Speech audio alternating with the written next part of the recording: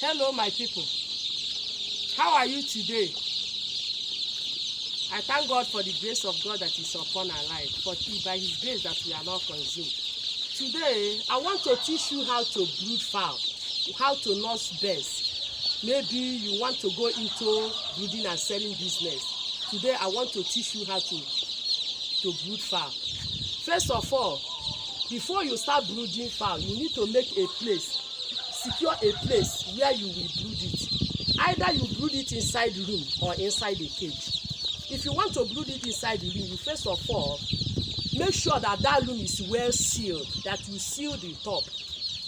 The only way air can enter inside that room is only time you open the window, open the door and enter. And anytime you enter, you make sure you close the door very well. Wash the surface, the floor very well with the Izal. Wash it very well. Then after you have dried, before you have started your brooding, then if you want to use cage, look at the way I build my cage. Look at the way I build my cage. Look at it. It is inside store. I constructed this brooding house inside. Yes, look at the way I build my cage.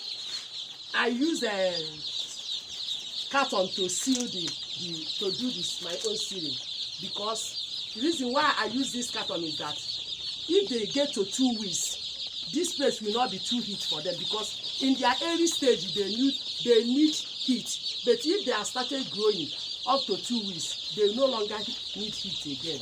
Look at the way I constructed my cage. Look at this place.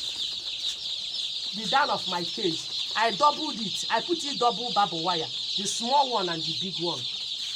The reason why I put this small one is that, you know, in this their early stage, they are very small. Their leg can easily enter inside this hole. That is why I doubled it. And I still put trampoline on top. The reason why I put this trampoline is that in this their early stage, their leg can easily enter inside this small one. So that is why I put trampoline. And there is two reasons why I put this trampoline. Number one is for their leg not to enter inside. Number two, for he to make this place to be warm. Because I don't want air to enter through the under. Yes, after you have prepared the place, you now put it shading. Look for this kind of shading. Put it, spread it for the surface. Then I prefer this kind of feeder because I don't want them to enter inside and people inside. Then this one is to elevate the watering can that I used to give them water. This thing will make it to go up. After you have prepared the place, then you now prepare for what will make their body to be warm. Look at the way I prepare my heat. I look for something like this, either a basin or a condemned pot. You put it sand soil. I was the one that formed this kind of method. The reason why I put this sandy soil is that if I put the pot of charcoal on top of this place, after the charcoal has finished, this sand will begin to hot. This sand, the heat that enter inside this sand will begin to make this place to be hot. Let me show you what I'm talking about.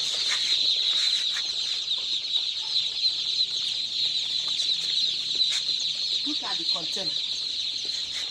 I will place the container on top of this place. And if you want, where you can see this kind of container is the people that do welder work. This is the kind of container they used to put the paint. They used to paint their gate or the iron material. And if you bring this kind of container, there must be oil, the remaining oil inside. What you are going to do is that you are going to pack some carton, pieces of paper, put it inside, burn it up, so that the oil that is inside this container will be out. Because if there is oil inside, you will give the small bird cough. It will cause cough for them. And if you make your charcoal, if you want to make your charcoal, you make it outside and make sure there is no smoke inside that charcoal before you carry it and put it here. Now I want to, after you have prepared the charcoal, you will start to bring the bird out. You begin to bring them one after the other. Gradually. Begin to bring them out.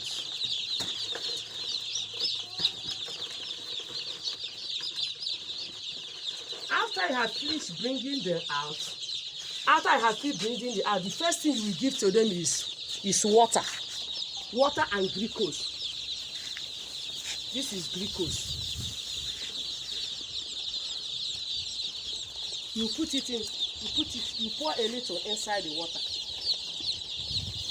The reason why I am putting this glucose is that because they came from a very far distance, they are very weak. That is why I put glucose, in order to regain their strength. And I give them water.